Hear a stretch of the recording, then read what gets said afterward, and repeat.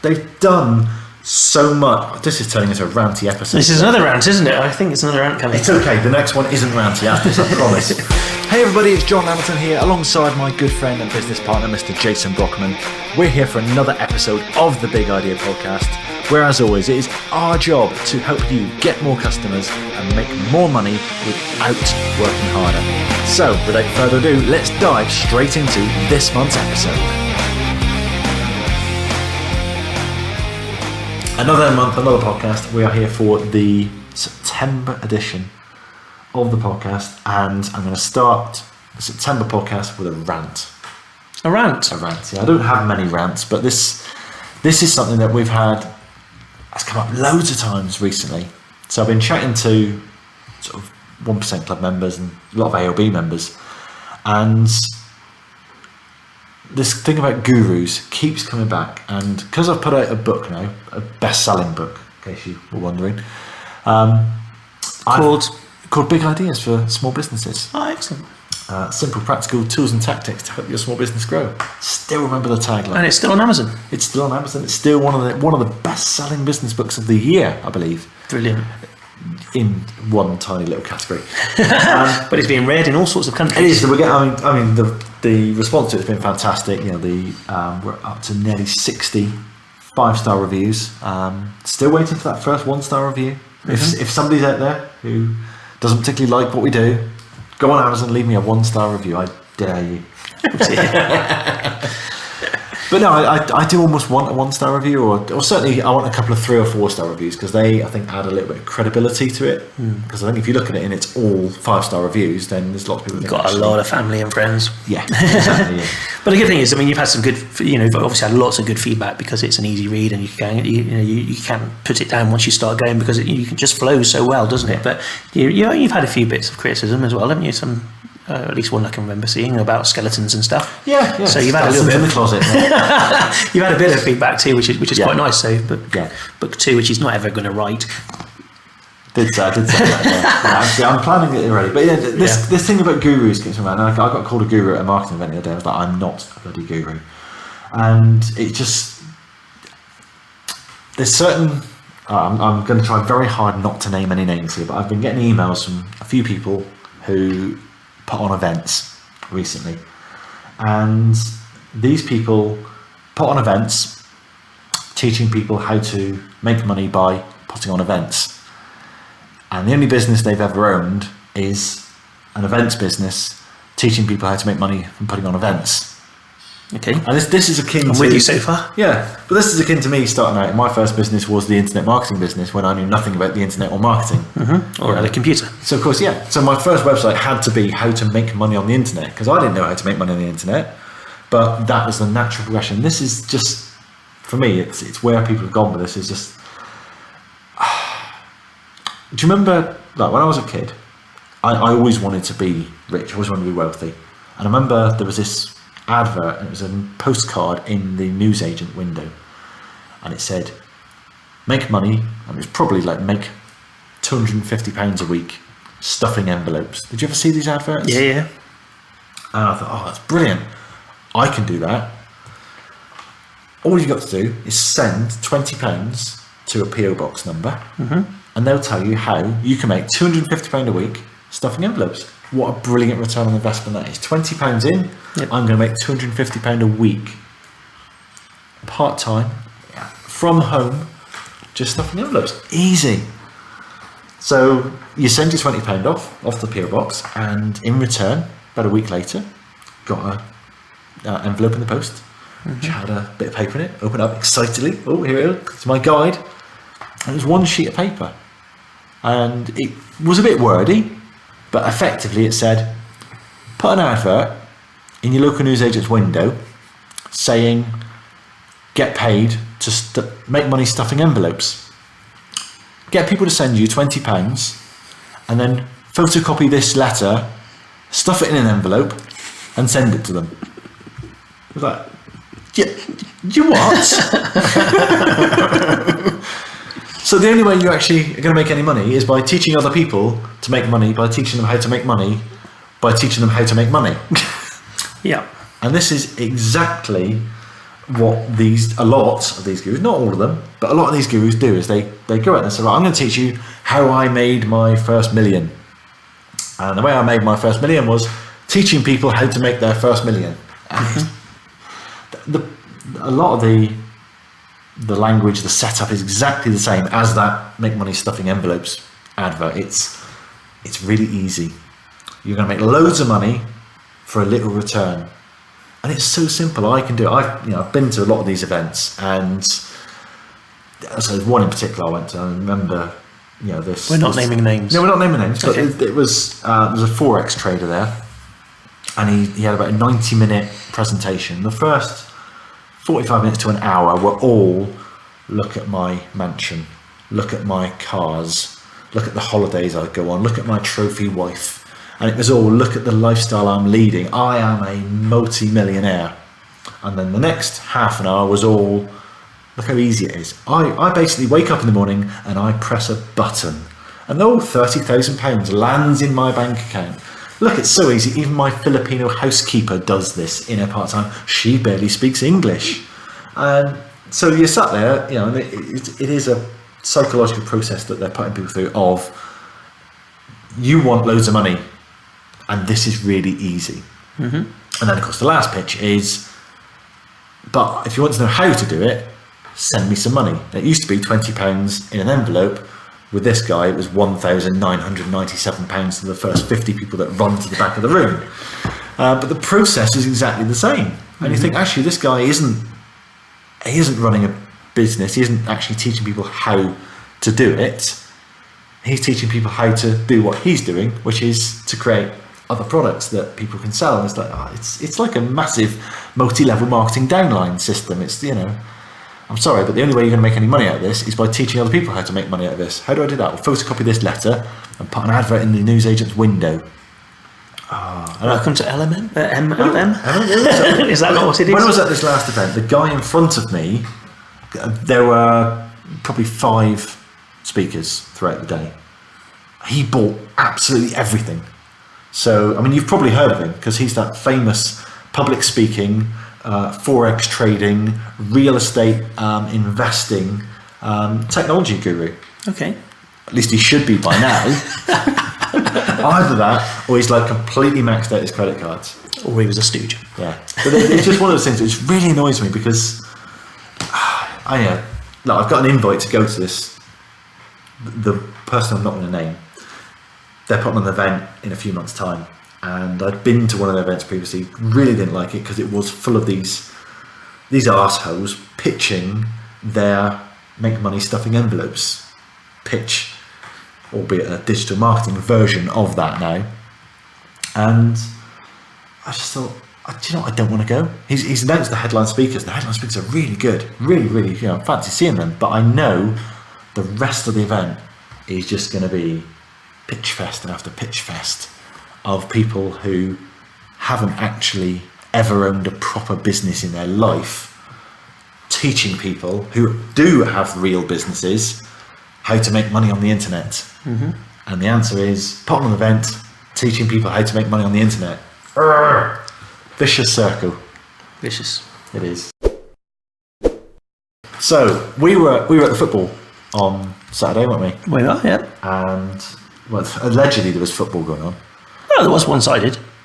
There was, against half a team. It wasn't too bad. But anyway, we were out there. Now, as we do every game, we pull out the programme and we go through some of the adverts in the programme, and we normally just rip them apart and go, oh, well, that's crap. That's, oh my God, what are you thinking of? You're trying to be a small local business. Well, no, you are a small local business, but you're trying to be this massive brand.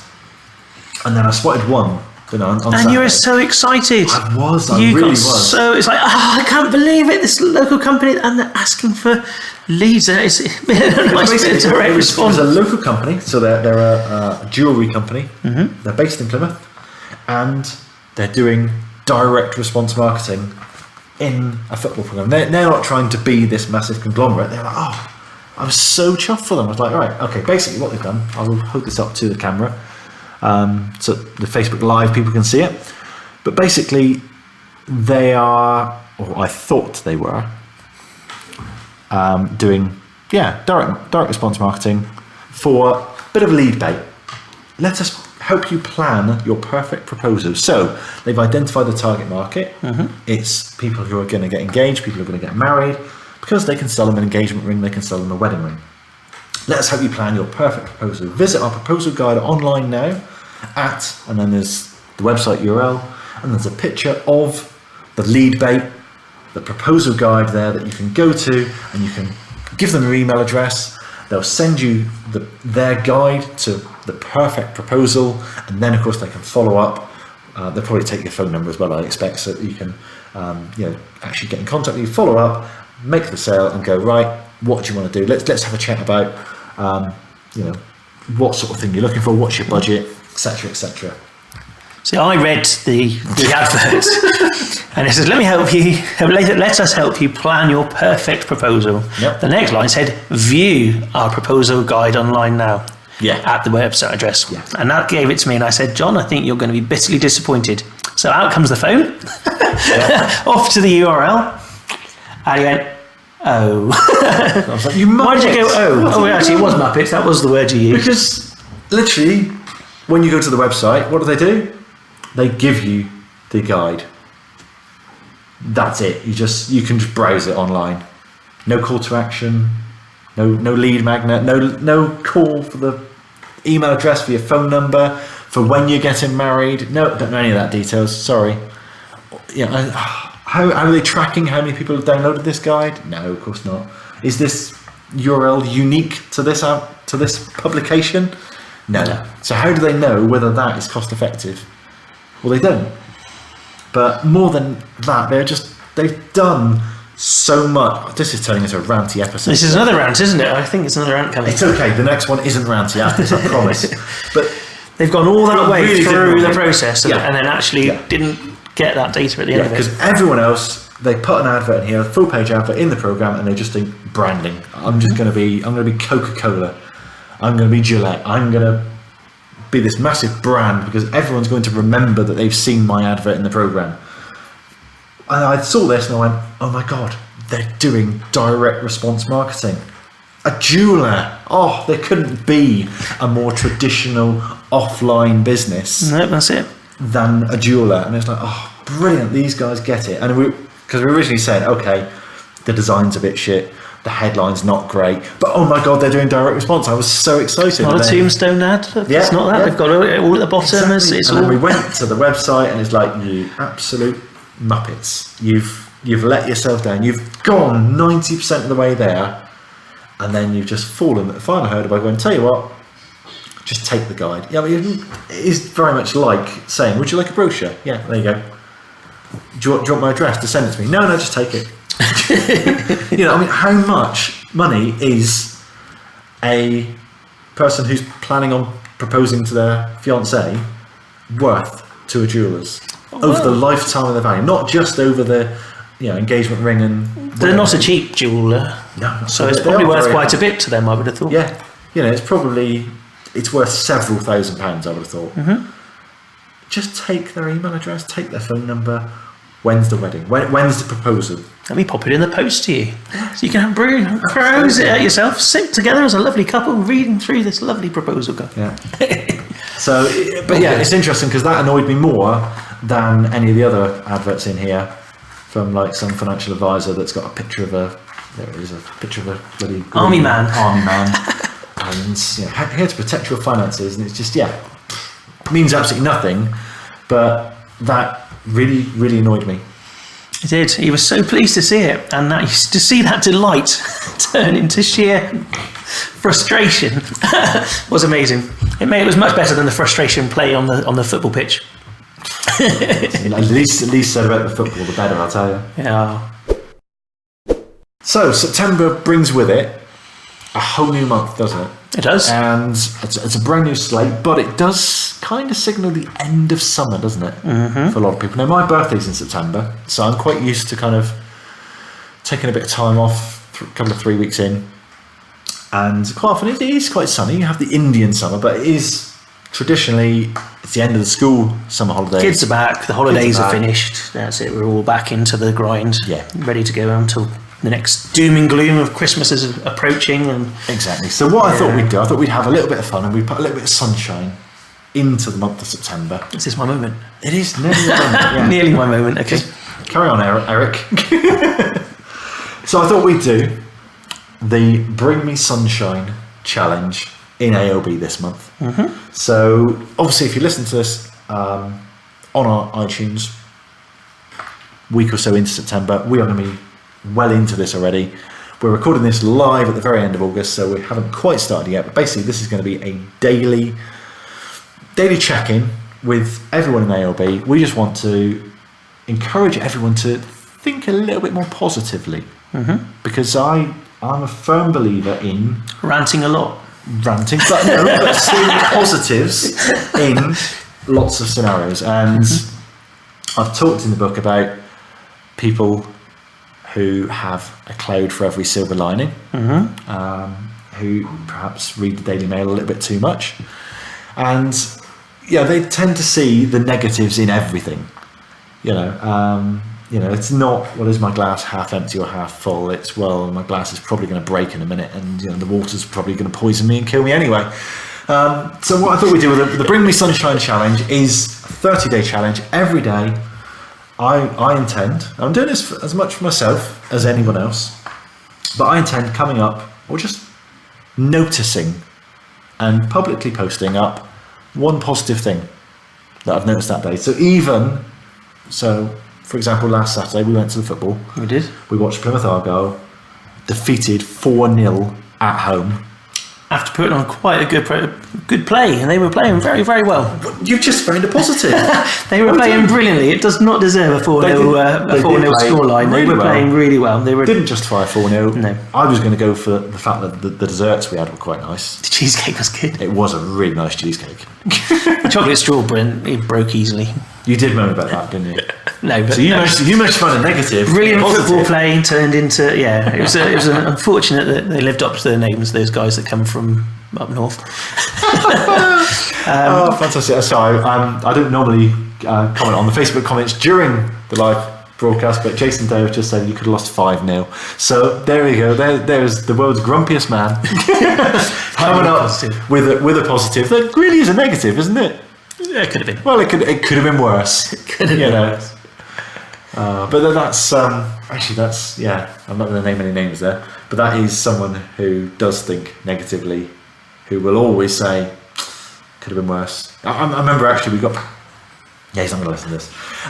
When we got promoted last year, like at the promotion party, he kind of said, we'll probably be bottom by Christmas. I reckon I've sacked the manager. It was like, can we just enjoy being promoted before thinking, oh my God, we're going to be relegated, we're going to be, the manager's going to be sacked, all our best players are going to leave.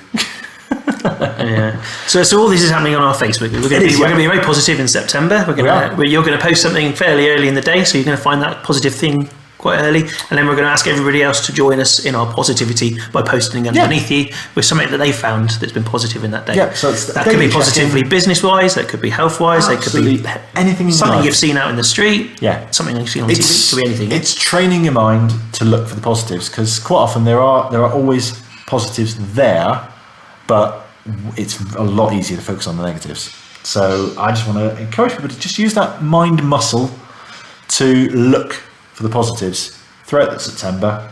So we're going to post up daily basis. We'll probably be using Eric and Ernie quite a lot, because we're going to run down the Bring Me Sunshine theme. But 30 days of sunshine, 30 days of positivity in September, just to actually remind you that summer may be over, but that doesn't mean that the sunshine needs to leave your life. No, so if you're listening to the podcast online, you're going to find the group where you're going to be posting these things is the Ambitious Lifestyle Business Group, and you'll find that at bigidea.co.uk/Facebook. That's it. Come and join us. See you in there. Fantastic.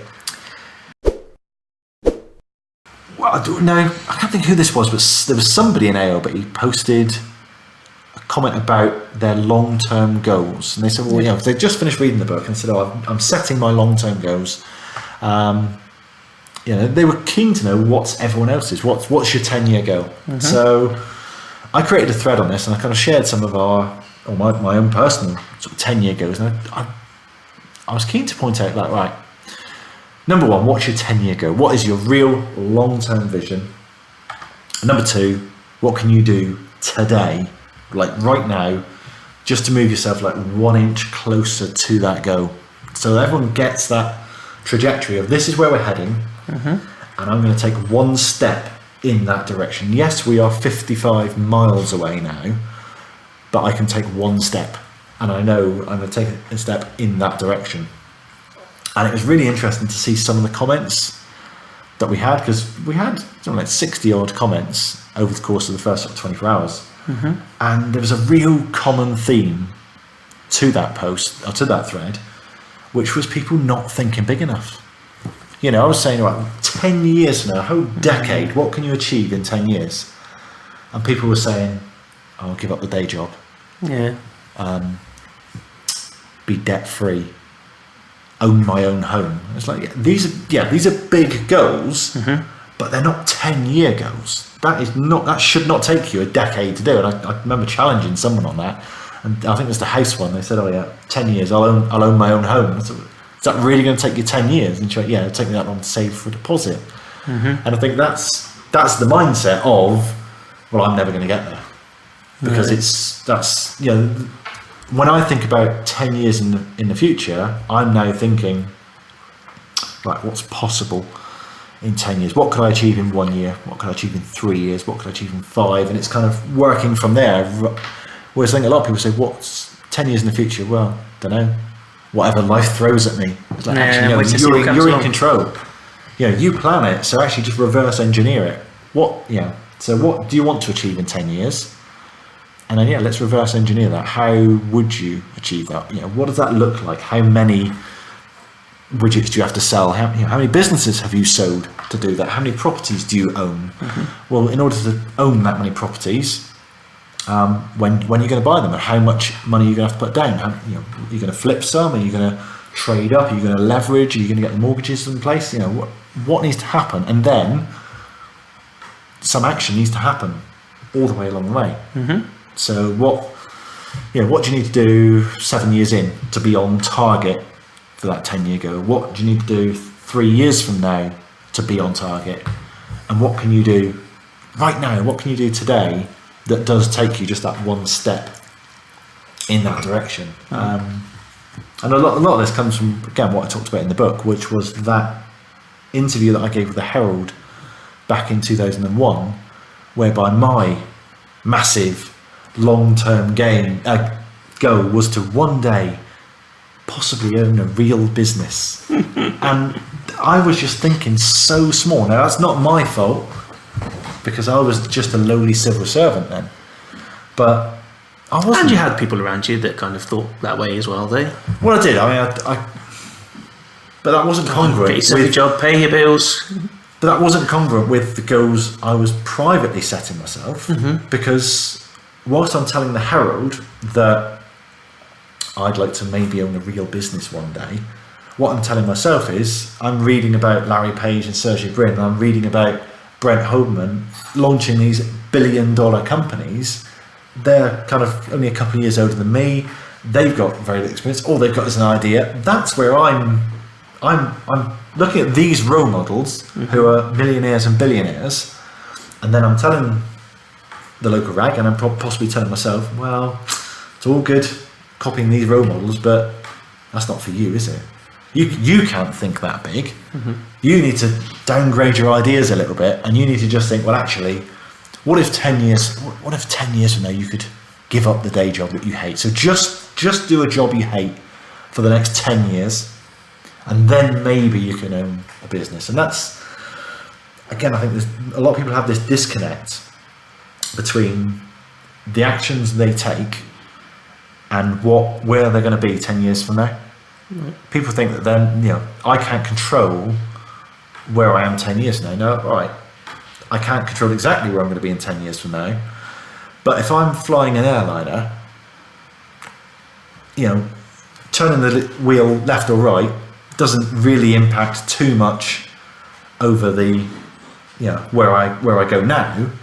But it will certainly dictate whether I end up in New York or Australia, depending on which way I point it. So why not do the same now with your own goals and think, actually, right, where do I want to be, and how can I get there? How can I take one step towards it now? What are the stepping stones, and how can I do it? But just, again, it's not thinking big enough for me. That's the key thing that I think I really want to ram home with people, is that you don't be afraid to dream big.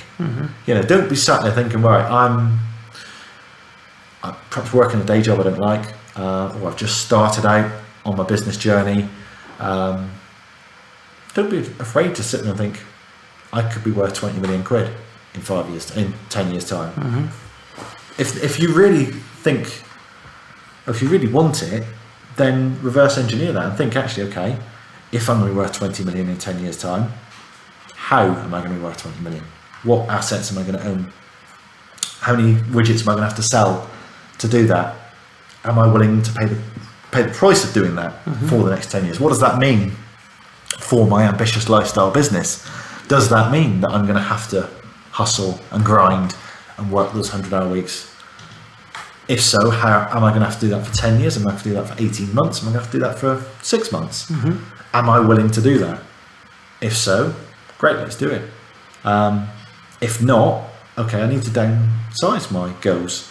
People are afraid to dream big, and I think a lot of this comes down to failure to success. Failure to reach success. Yeah, because no one wants to set a goal that they're not going to hit. I'm going to have £1 million in the bank in 10 years' time. That's my goal. That's where I want to be. But if you only think you can be debt free, which maybe take out £50,000, I'm going to raise £50,000 in the next 10 years. But you're going to be able to hit that one with the work and the right path and all the rest of it. You're going to get that easily, aren't you? But you could be so much closer to £1 million in the end of 10 years if you take these nice easy steps. And I know we've talked about that to 1%. People who set their goals, albeit year goals. It's like, if it's something you're going to go for the successful, aren't you? You're going to try and hit that because that's what I know I can do, not what I think I should be able to do. It's not pushing yourself. No. People say, why shoot for the moon? Well, because you may. What would you rather do? Would you rather aim for 10 million and only get 7, or would you rather aim for 500,000 and get 500,000? I mean, a lot of people say, 500,000 is fine. But, 10 years from now, you may be sat with your 500,000 going, oh, it's great, I've got 500,000. Why didn't I go for 10 million? Because I could have achieved that. Because once you know how to make money, it's kind of just a numbers game. And it's difficult because I understand that, again, we talk a lot about ambitious lifestyle business. So, there was a lot of talk in the thread, and I think someone said, why is everyone talking about numbers? Why is everyone talking about money and not about happiness? Not about the feelings and the enjoyment of life. And it's like, well, actually, for me, I said it just now. Business is a numbers game. So the numbers, the money, is how you keep score. That's how you know if you're winning or losing. I think growth is or can lead to fulfillment. Growth is fulfillment, growth is happiness, fulfillment is happiness. So I think if you're making, say you're making 100,000 a year, and should you be content with 100,000 a year because, well, I'm making 100 grand a year, that's more than all my friends at school used to make, or that I know are making. That's well above the industry average. That's more than I need to live on. Should I stop trying? Should I give up growing? Or should I push myself? Should I say, well, actually, can I turn 100 into 150? Or should I really level up and say, right, can I turn 100 into 500,000? Now, I'm not answering that for anyone because that is their choice. And the number shouldn't really be dictating what your happiness is it? Because your happiness should be where you are all the time, and that's your lifestyle part of the ambitious lifestyle business. So if you're happy on £10,000 a year, then that's where you're at. If from happiness point of view, and that's what people kind of saying really in the group is like, actually, more money means more happiness, and that's not the case at all. You should be happy with whatever you're kind of doing along, and that's the lifestyle part of our business. I've heard a saying the other day. I actually loved it. It's money doesn't buy you happiness, but it's better to cry in a limousine. But no, I keep coming back to fulfillment, and it's not about the money, it's not about the numbers, it's about what do the money, what do the numbers mean to you, and what can they do for you. So for a lot of people, and it's interesting to see a lot of people talking about, I'm going to have 5 million, 10 million, however many, in so many years' time. But it's always kicking that can down the road. It's that unless you take action now, it's never going to come. But again, there was only one guy who actually said, who went through the process that I would go through, and he said, well, actually, my kids will be this age and this age. I'll be this age. This is the stage of life I'll be at. So I want to provide a car for my children, and I want to be able to help them buy their own house, and I want to maybe give them a start with business, put them through uni.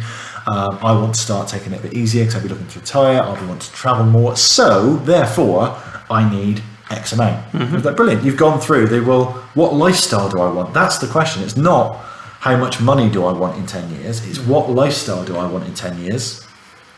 And then I would then also ask myself the question, do I need to wait 10 years for that lifestyle? How can I get there quicker? And there's a few people in that thread that I did question and say, okay, you've given me a pretty good 10-year goal there. What would stop you doing that in 3 years? And there's no right or wrong answer to that, other than just getting you thinking, well, actually, you're thinking that's possible in 10 years.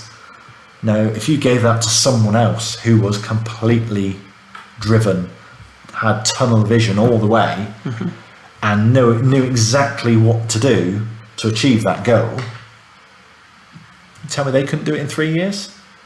Of course they could. And it just, I want to encourage everyone to just, think bigger, think about fulfillment and the lifestyle that you want. And again, for me, I would design my lifestyle in those kind of increments of, well, what do I want now in terms of how hard am I willing to work? What do I want a year from now? How can my life be even better in a year's time than it is now? Yeah. And then 3 years, 5 years, 10 years. The 10-year goal isn't, right, in 10 years' time, that's when I'm going to go to Alaska. I want to go to Alaska. I've not been to Alaska before. It's on my bucket list. I'm not going to say in 10 years' time, that's on my goal list. It's like, no, when the kids are old enough, we will go to Alaska. That requires money. Therefore, I need to have X amount by probably 4 or 5 years' time. So that's more of a medium-term goal. The 10-year goal is I'm going to quote Gary Vaynerchuk again. I know Adam's watching the video and he's going to love this, but I'm going to quote Gary Vaynerchuk. You could be watching it. It's that North Star. It's that defining where are we heading. It's not the be-all and end-all. It's not the final destination. It is just, where are we heading? What direction are we heading? So 10 years from now, I want to take it a little bit easier than I'm taking it now, which I know sounds ridiculous, but I do want to take it even more. I want to travel more. Sarah will be looking to ease off from work. So she's a teacher. She will be kind of late 40s by then. She'll be looking to ease off the teaching a little bit. We want to do a bit more travelling. We want to get a bit more winter sun. The kids will by then be late teens. They're going to be embarking on their own journeys. So we want to be there to support them. But our next 10 years are all about raising those two children to be the best adults they can be. That's what our next decade's all about. So my 10-year goal is almost, what's the next stage of my life going to be? And what would I like to have behind me? So I've just spotted Jason's comment. You saw our laugh now. Sorry, Jason's just commented that I could be watching Plymouth Argyle winning a game in 10 years' time. You're quite right, I could. Champions League final 10 years from now. In the director's box. Is that after we've dropped out of the Premiership again? No, that was a year 7, I think we dropped out. We were yo-yo club for a few years. Okay. Then we got up there, did Leicester. Only we obviously did it properly and won it 3 years in a row. But it's just, getting that long-term vision, which is a vague goal. So for me, you can't set anything specific. People say, I'm going to give up the day job in 10 years. You can't say that could happen in 10 years. It could happen in 5. It could happen in 2. But whatever it is, you need to work out how you're going to get to that stage. That's your planning, and then how you can do that quicker. If it means debt-free, then how are you going to repay your debts quicker? Exactly. How quick can you do that? You could do that in 2 years, 3 years, 5 years. You could do that easily, couldn't you? Exactly. Why 10 years? Cool. I think that's been a good episode. I've enjoyed that. Good. September, Bring Me Sunshine. Are we going to finish with a little bit of Bring Me Sunshine? Well, that was a little bit. It's good night for me. No, that's the wrong one. No, you can't do the hand movements for an audible podcast. I can do it for those that are watching live on our Facebook group. You can. bigadea.co.uk/Facebook. Okay. Oh, YouTube. And if you want to see any of those hand gestures, you can catch up on them there. If you want to see any of our hand gestures, yes. What better reason to check it out than to look at our hand gestures? So, oh dear. Enjoy the month of sunshine, guys, and we will see you for the October edition of the Big Idea Podcast next month. See you later. Farewell. Bye-bye. So there we are, another episode in the can. How was it for you? Please let us know. However you listen to these podcasts, please leave a review on that platform. Let us know what we can do better, what you like, what you don't like, and how we can improve to make this show even better for you. We'll see you next time.